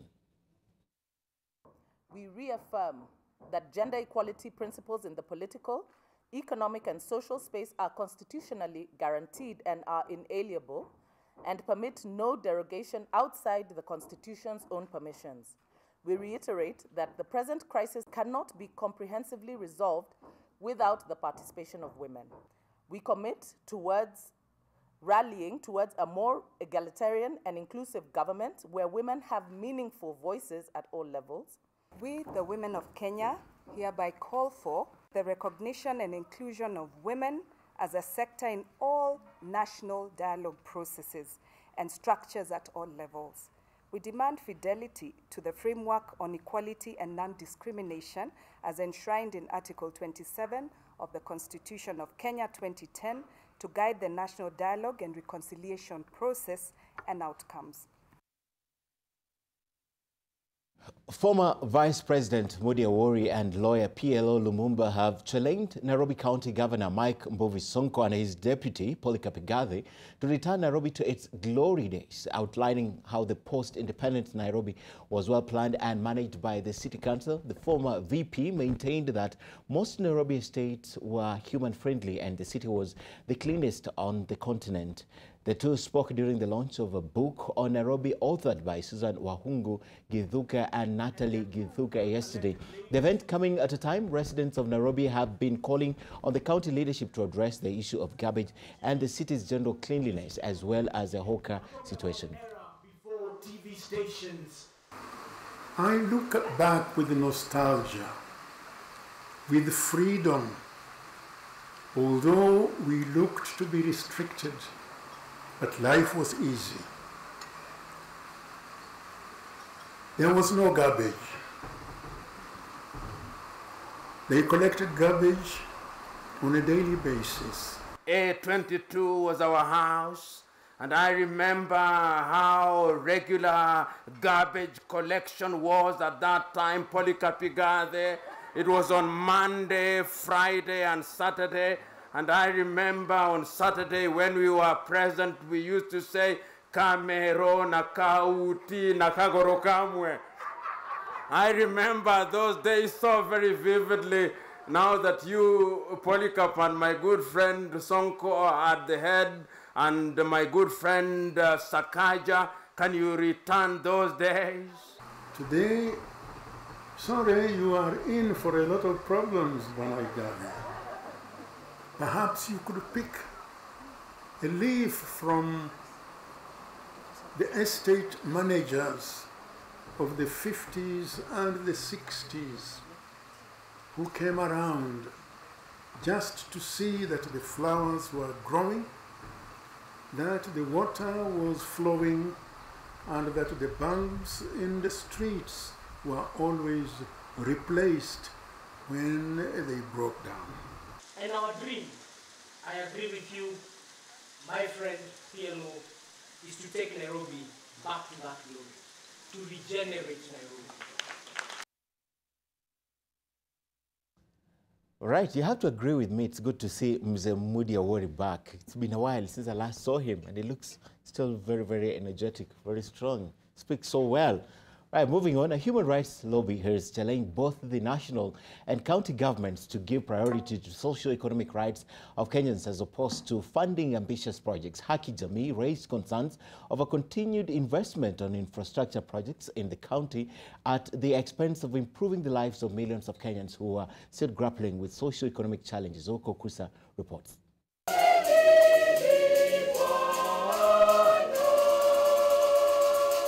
Speaking in Kisumu during celebrations to mark the 50th Human Rights International Day, Pauline Vata said that it was regrettable that in this age and time, majority of Kenyans were still going without food, clean water and decent shelter. I can say for sure we are not doing well at all. The doctors have been on strike, the nurses have been on strike, the teachers have been on strike, and yet we find billions of shillings to construct infrastructural projects. So you wonder, these infrastructural projects are passing through, poor areas. So who's going to ride in these trains when people don't have food, when people don't have housing? There is no public toilet in Obunga. Privately owned toilet, people are charged 10 shillings. Pauline noted that a lot of civil, political and socio-economic rights violations were recorded during the electioneering period, especially in informal settlements. She singled out children as the worst affected. Civil political rights and socio-economic rights are very related. You bar somebody's freedom to go somewhere, you bar maybe a child's freedom to go to school, so you interfere with their socio-economic rights. So these rights are quite indivisible, and that's what we've come to realize, and people are appreciating that more. With devolution having taken root in the country, Pauline said that Kenyans were now strategically positioned to demand for better services from their respective county governments. We've realized so many people don't know about their rights, and especially economic and social rights. They're quite new in the constitution, they're positive obligation, they impose resources to the state. So sometimes you find the state shying away because of lack of resources, unlike civil political rights that are usually very straightforward in terms of implementing the same. Organizers of this year's celebrations, whose theme read, "Our Rights, Our Freedom, Always," chose to mark the day in Kisumu County, owing to its strategic location and the recent happenings witnessed after the elections. Okokusa, NTV.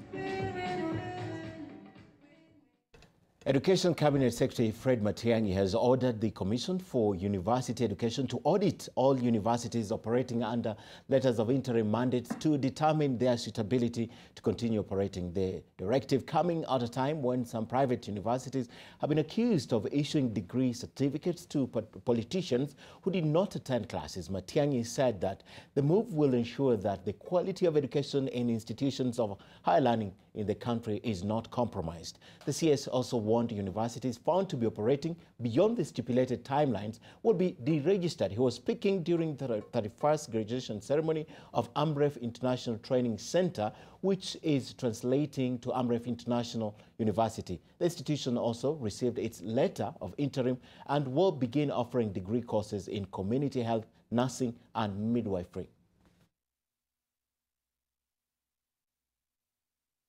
And we will soon be reviewing all institutions in our country that are operating on the basis of letters of interim authority. It's an exercise I would like completed as fast as possible so that those institutions that have held letters of interim authority beyond the statutory period are asked to close, so that we take back the letters of interim authority, because they cannot run universities. You cannot hold a letter of interim authority for 8 years, for 10 years, and you have no justifiable reason why you cannot establish a university. Some of these are the institutions that are selling papers, that are selling fake degrees across the streets. And I want to be very sincere with you as fellow Kenyans and as a public servant. We will not accept that, and I'm asking the university sector to be prepared for a major shake-up. And to Baringo, where the county governor Stanley Kiptis and his Turkana counterpart Josephat Nanok have appealed to the national government to assist in the burial arrangements of the 21 people who lost their lives along the Loruk-Marigat Road on Saturday afternoon.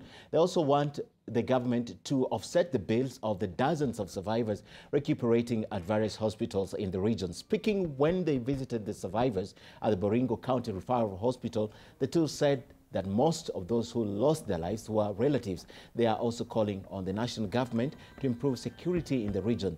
Insecurity has paralyzed public transport, especially in Kapedo and Lomelo.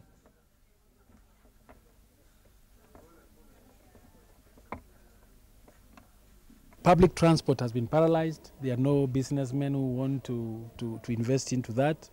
So government vehicles have become the only means that people can be able to hike a lift to go and buy food, businessmen also. So you will find most of the time that police trucks and other government vehicles and county government vehicles are supporting in this process. So it's a very unique situation. And we appeal for assistance from the national government, especially during the burial of the affected people, because we want the family not to suffer a lot, because we have even a family of 4. And we are told there is only, even in that family, only one boy remained, because others were killed by bandits. And now the remaining part of the family, 4 members, have now gone. So it's very sad in Nakuru. There's even another family who have lost 3 in one family. Very unfortunate. Over 350 Maasai girls from Transmara in Narok County graduated yesterday after undergoing alternative rites of passage aimed at overcoming female genital manipulation, mutilation rather.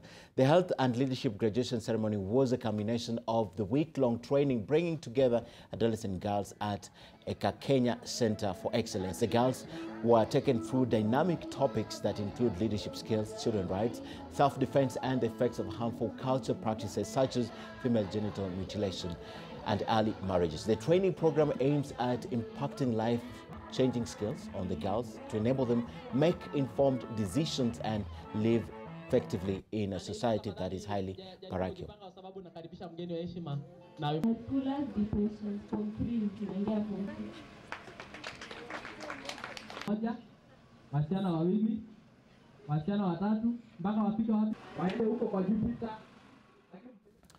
And the county government of Kajiado has demolished illegal structures in Kitengela town. County bulldozers descended on the illegal structures on the road reserves and the new bus terminal. The owners of the structures had been given a 21-day notice to bring them down voluntarily, but instead the traders held demonstrations to protest against the notice. They accused the county government of not giving them ample time to move after expiry of the notice. More than 100 inspectorate officers were involved in the operation. Affected, they're destroying the kiosk and containers carrying valuables. By 4 a.m. on Sunday, they had flattened all the structures. Leo tumekuta usiku amebomoa na alikuwa ametuambia hata ifanye kazi weekend wala usiku. Na hizi umefanyika mali imeporwa imeenda yote. Sasa ile kitu kibaya ni kwamba hata hawa watu wa Kandu wao wanajua vile walifanya, watu hawakuweka vioski bila kupeana kitu. Watu walipeana kitu na wenye kuchukua kitu ndio wanakuja wanasimamia ubomoa. Right to the Jerusalem issue. Israel police deployed in Jerusalem this morning, a day after a Palestinian stabbed an Israeli security guard at the city's main bus station amid tension over U.S. President Donald Trump's recognition of Jerusalem as Israel's capital. A new wave of protest against Trump's decision to recognize Jerusalem as the Israeli capital erupted on Sunday in parts of the Muslim and Arab world. Thousands of demonstrators set U.S. flags and the effigy of President Trump on fire and called on Islamic countries to stand united in response to Washington's move. Hundreds of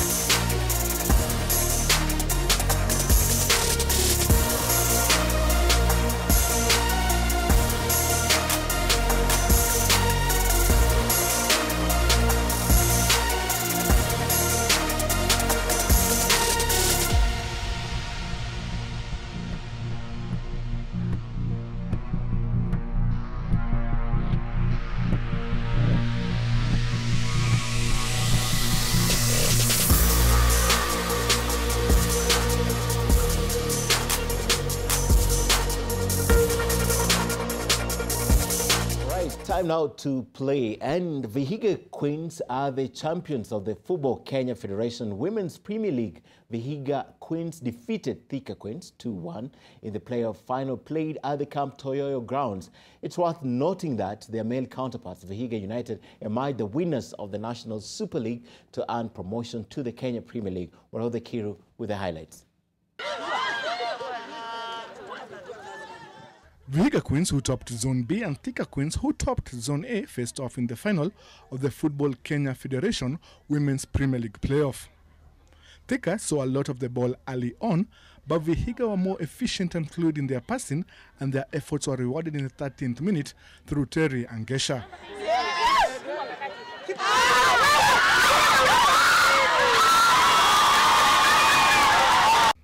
30 minutes later, Thika got an equalizer through Winkate Kari, whose header off a free kick deflected into the net.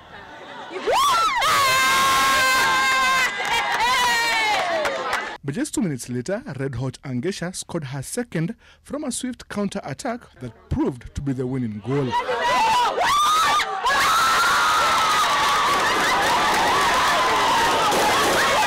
Target yangu ilikuwa nifunge 2, ilikuwa nifunge 4, so bado sikusikia poa. This time ilikuwa tuache hiyo legacy, tulikuwa tumefocusia hiyo cup. I don't believe in a team beating you twice. Unajua last year was our first time wakatushinda. We went, sat down, tukaangalia ni wapi tulienda wrong. So tulikam tukijua exactly what we were coming to do.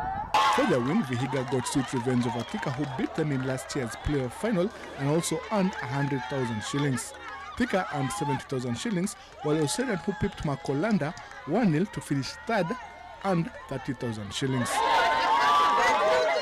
Vihiga Queens and Thika Queens have served up a brilliant advertisement for Kenyan women's football with a delightful final played here at the Camp Toyoyo. At the end of it all, Vihiga Queens have emulated Vihiga United by winning the Women's Premier League, just as Vihiga United won the National Super League.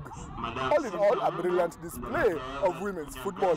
Warode Kiru, NTV at Camp Toyoyo in Nairobi. And leaders Kenya Police came from a goal down to beat Green Sharks 2-1 in Kenya Hockey Union Men's Premier League match at the City Park Stadium, Nairobi, yesterday. The result took the leaders to 64 points, 13 ahead of the second place Butali Sugar Warriors. This as Western Jaguars ended their tour of the city with a 2-0 win over champion Strathmore University Gladiators. In Nakuru, the hosts recorded a 3-0 win over the visiting Parklands. In the Women's Premier League, Amira Sailors' chances of a top 2 finish suffered a blow after they were held at 1-1 draw by Vikings. The win took Sailors to second spot in the table with 34 points, displacing United States International University of Africa, that's USIU. This as Multimedia University lost 3-1 away to Mombasa Sports Club.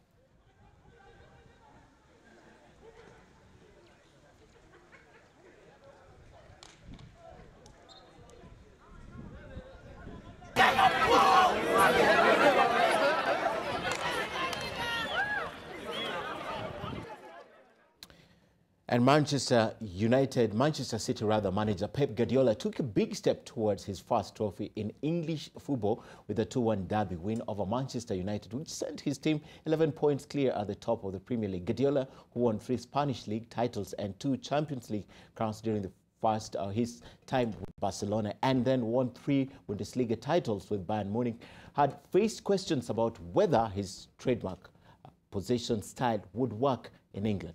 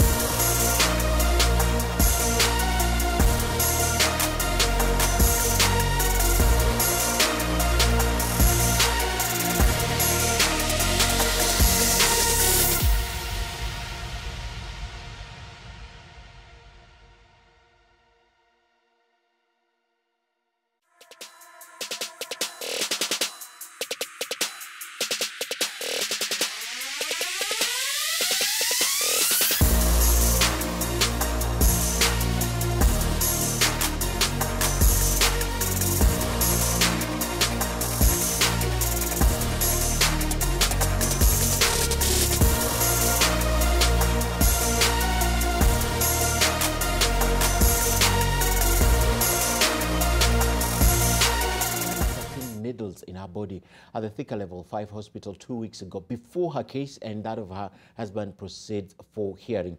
Appearing for the mention before the Thika resident magistrates Brenda Bato, the two accused, Jacinta Ndunge and Isaac Gisheru, were ordered to remain in custody until December 19th when the case will be mentioned. The State Counsel handling the case, Beatrice Kariuki, argued that taking into account that the two accused persons are the primary caregivers of the child in question and other children were under the custody of the accused persons, a mental assessment report for the second accused was crucial to determine her psychiatric condition. The magistrate ordered that a pre-bail report by the probation officer be issued to her office before the mentioned date. The two accused have denied involvement in their daughter's predicament.